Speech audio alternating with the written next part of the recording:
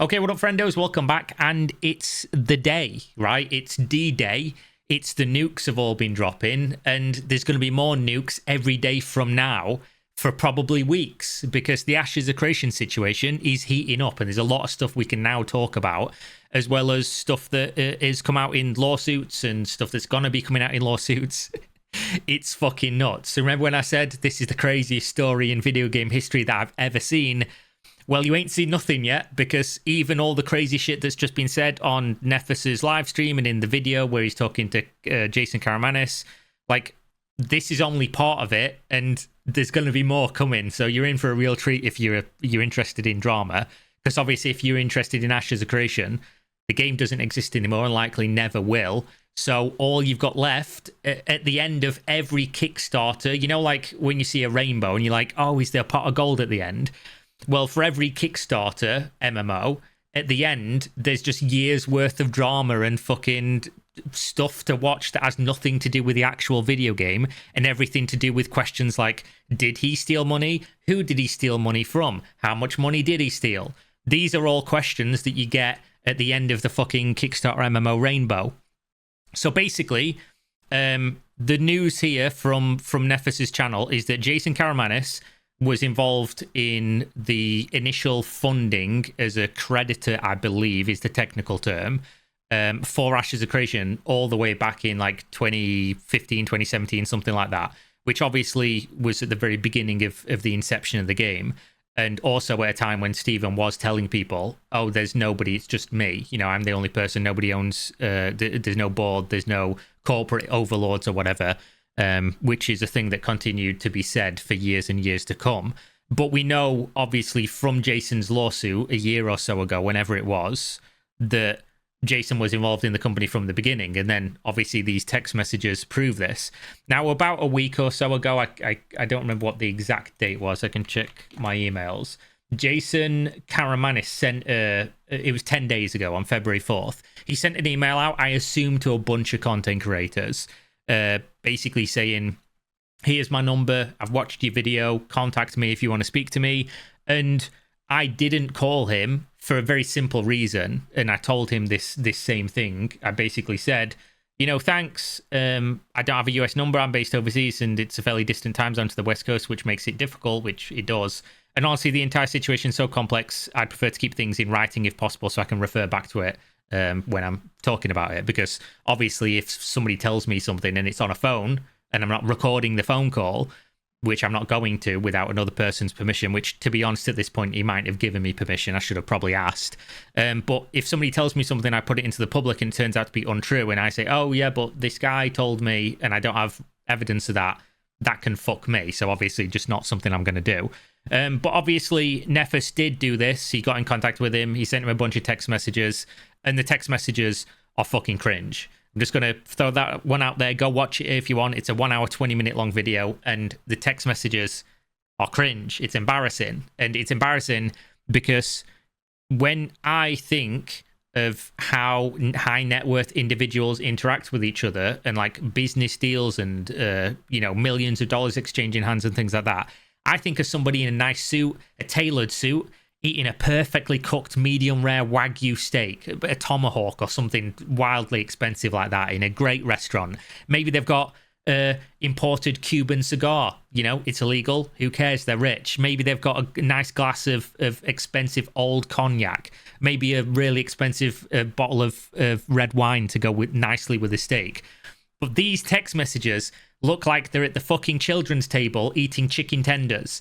It's that embarrassing. It's so bad. So it's incredibly cringe, but obviously there's a bunch of info in here with conversations between Jason and Steven going all the way back to 2015, all the way to, I believe, 2021 is where things end off.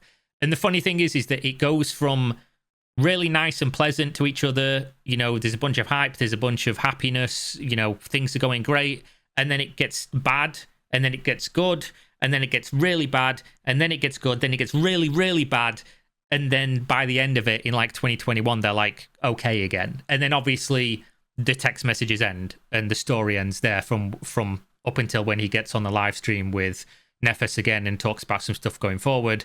But he's not directly involved with the stuff going forward because he wasn't on the board. He was just an investor by that point, whereas the board is multiple other people, not Jason. So he was kind of in the dark.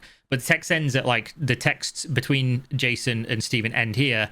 And then obviously their relationship sours again later because he then, as we know, later sues Intrepid and relationships break down completely and fucking the company implodes within a year or so of that lawsuit. I can't remember specifically when that was filed, but it's not super far away time-wise. But then he went on live stream with Nefes after this video went live. He was on the phone, Jason was on the phone, and he was asking him a bunch of questions, and he was giving his side, and the board side, or at least Robert's side, who's the person who primarily owns Intrepid now, if you didn't know. He's like 60-something% ownership of the company. So right now, what we have is a worker lawsuit against Intrepid, which is Intrepid, the business entity, which you have to remember, obviously, this is not against any individual. That's Intrepid, the business entity, because the business entity owes money to these workers. Then we have a lawsuit I'm about to go over in a second. That's from TFE Game Holdings, which is owned by Rob, as far as I'm aware. So that's another like board level perspective. And what they're making claims of is fucking nuts, which, again, I'll go over in a second. And then, obviously, eventually, I'm assuming we're going to get Steven's side of the story. And then there's other factions within this that have not been made public yet, which are other smaller investor groups and things of that nature. So there's like a million fucking things still to come from this point, is basically the long and short of what I'm telling you right now. And those million things are going to come up, and they are pretty much all going to be legal filings. So they're going to be incredibly dry to go over. And this is the first incredibly dry one to go over, which is the TFE Game Holdings LLC, Delaware Limited Liability Company versus Stephen Sharif and John Moore. Now, I don't know why they're listed as Nevada residents. I don't know why this is filed in Nevada state court and not California or federal court. I'm not a lawyer, so you're going to have to like just figure this one out on your own, I guess. It doesn't make a ton of sense to me, and usually jurisdiction issues of why are we in this venue are like a number one reason why cases get thrown out. But I imagine since these people are rich and are very involved in litigation, as in these people have been sued, like everyone involved in this has been sued multiple times by multiple people, I imagine they know. So, you know, take that for what you will. But the claims being made in here are fucking crazy. Now, I do have to give the caveat that this is people saying, from my perspective, these people did this thing. There is no evidence in this entire document. Like, you can read this the whole time. There isn't a single text message, email, financial statement, nothing. It's literally just saying, we think these people did these things, but we provide absolutely zero evidence. There's no dates in here of exactly when things happened. The only thing is like some specific numbers. But the big claims that they're making is basically Stephen Sharif and John Moore embezzled money from the company. And they're not saying they embezzled small amounts of money. They're saying they embezzled tens of millions of dollars. Which is a fucking crazy claim to make, and especially one where there's currently, you know, when you go through a lawsuit, usually the issue is that the filing and then the evidence that follows on and exhibits that usually come with the filing, there's no guarantee everything's been uploaded, anything's been provided initially, or that you're going to see those things for weeks or usually months, especially state court, because state court is just absolutely rammed. This can be fucking ages before anything happens to it. But the only exhibits they showed with these, with this filing is listed here, and it's not in this PDF, it's in another, but trust me, it's not even worth looking at. There's nothing in there. Exhibit 1, 2, and 3, and it's just a list of tech platforms that they don't have access to, which is one of the claims. One of the claims is Stephen resigned from the company, and he has all of this login information for all of these tech platforms that we need so that we can continue operation of the company. And by continue operation of the company, I mean close the company, which is what they're doing. It's what the plan always was. And that's one of the things they're suing him for. Then they list that there's a bunch of bank accounts and third-party vendors that they don't have like invoices for, records for, access to these credit cards and banks, and they're suing him for breach of fiduciary responsibility for not handing that stuff over. But then the big claims that they make is literal crime. They're accusing him of embezzlement, which is a federal offense. And they're accusing him of misappropriating, which is a really fancy term for basically you fucking used or taken this money. They are accusing him, him being Stephen, and of course John as well, of misappropriating $17.4 million, which, if true, is a fucking crazy sum of money. Now, again, there is no evidence of this, but specifically how they say that this was done is that they used excessive personal loans to certain shareholders with no documentation and no repayment, direct transfers to shareholders with no stated business purpose, direct transfers to miscellaneous accounts with no stated business purpose, and miscellaneous personal expenses charged to Intrepid's credit cards and or defendant Sharif's personal credit card that was then reimbursed by Intrepid. And they say that this is also commingled funds between basically Stephen's personal funds and the company funds. But the craziest thing they accuse them of is taking millions of dollars out of the company to buy a property and then sell the property and not pay back the company, which is absolutely fucking nuts. They also say that they gave themselves loans from the company and then never paid it back. Like they say here, Stephen had what they funnily call the Sharif loans, which is fucking hilarious. They say the Sharif loans, $362,524.15, and then the Moore loans, $6.68 million. And there's actually a really funny element of this where they say this. The Sharif transfers were received and enjoyed by the defendant Sharif. And it's like they're talking about $4.8 million. Yeah, if I transferred myself $4.8 million, I'd enjoy it as well, as I'm sure you guys would. But obviously, there's crazy claims in here. Like this is the one. To date, Sharif failed to dispute the total amount of money owed for the Sharif transfers. And there's okay, if you want like the actual analysis and not just lol, it's funny that they're saying Sharif transfers. When somebody in a lawsuit says upon information and belief, that might as well say I think, right? So they're not even saying we have evidence of this. They're just saying, oh, I think this happened, but they've provided no evidence, and they're not even using language that says that they know. They just say, oh, we think this happened, or we're suspicious that this happened, might be more accurate. So upon information and belief, defendant Sharif also caused Intrepid to take out a loan to purchase real property, as in real estate, in San Diego, California, aka the property. And upon information and belief, defendant Sharif identified Intrepid's investment as revenue in order to obtain the loan to purchase the property, which I think this, if true, is a crime. And then, of course, it does go over here that apparently they sold the property for $8.5 million and then didn't pay the company back. So that would be saying, oh, he pocketed $8.5 million. Like, oh, I'm taking a loan out the company to buy this thing, and then I'm selling the thing and I'm keeping the money. That's a crime. If true, absolutely nuts. And obviously there is an amendment of the timeline here in terms of what the public believed due to what the employees at the time believed. So what employees believed and what the public was talking about is that Stephen Sharif resigned from the studio on like the 28th or whatever, because you remember the timeline was like, I've got something in my eye. I was downstairs cleaning, my cat's knocked like washing liquid fucking everywhere. But basically the public narrative was like somewhere around the 28th. I can't remember if it was 26th, 27th, 28th. It's been too many dates in my brain. There was obviously a meeting.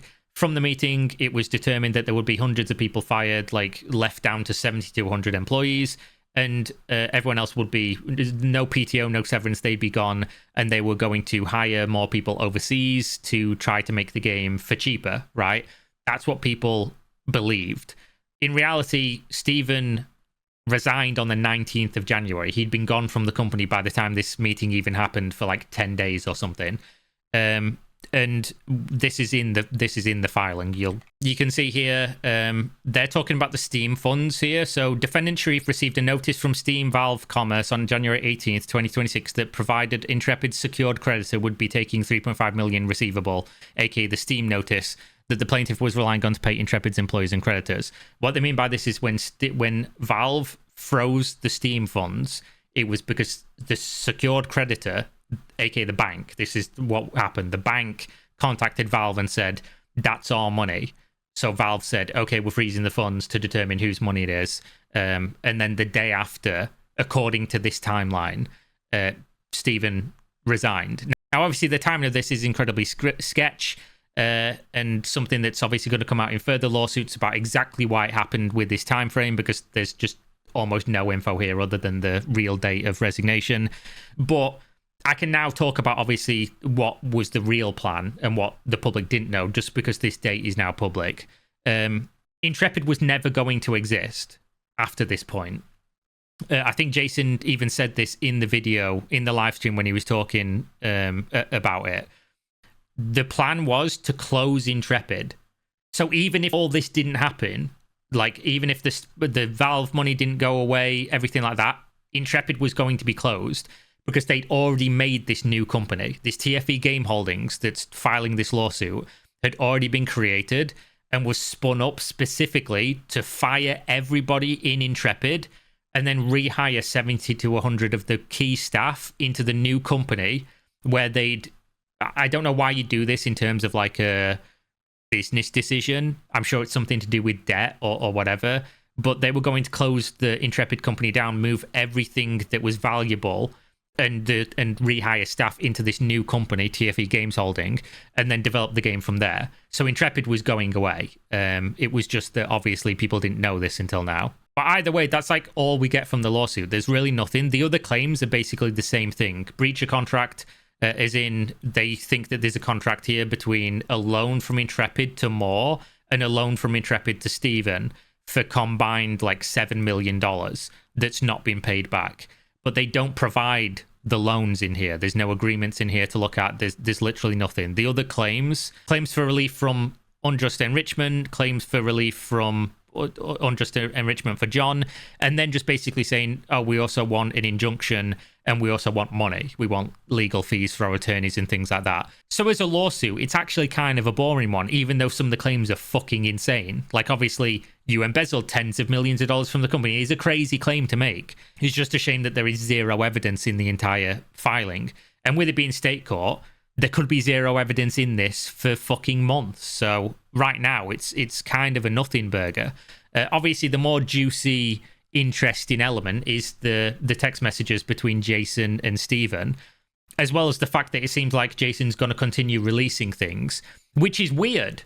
And you know why it's weird? Because you never see anyone do that. And the reason you never see anyone do that is because anytime you put stuff into the public, you harm your ability to sue people. Because they have all the things that you're presenting and they can prepare a defense for it already. So if you do sue somebody after you put all this stuff into the public, it's like a bad idea. It's typically why when you're getting sued, the first thing a lawyer will tell you is to just shut the fuck up and don't talk about it. But since lawsuits are already flying, I would expect more within the coming days, because the way that these things go is people are sort of like holding their cards, like who's going to go first, you know, who's going to be involved, are we going to see the sides, which evidence is going to be presented, can I file a lawsuit in this jurisdiction before they, like, you're going to see everything implode now, more so than you already saw an implosion of the fucking entire company shitting itself to death. But there is a reason I said this was going to be the biggest drama in gaming ever, because we've now seen some lawsuits with very little information, one side of the story from Jason, and now it's expected that everyone else's side is going to come out, because again, there isn't just two factions in this. There's not even just two factions in it on the face of it. You've obviously got the public, you've got the employees, you've got Steven and his side, you've got the board and their side. Right now, we've not even heard from 90% of the board. In fact, we've heard of no one from the board other than the TFE Game Holdings, which is Rob. And Rob obviously was previously not known to exist, but since Jason's talked about Rob, I guess I can as well. And then Jason, who is an investor, who wasn't on the board, but there's also other investors, and they are in factions as well. So it's gonna be a crazy couple days and a crazy upcoming couple weeks. So obviously stay tuned, because it's not going to stop, guys. It's just going to be fucking nuts from here on out, more so than it already was. So yeah, thanks for watching. Hopefully you enjoyed, and see you in the next couple of days with more Ashes of Creation and what people are now lovingly referring to as the Steven Files. So yeah, see you on the next one. Stay safe. We out. Peace.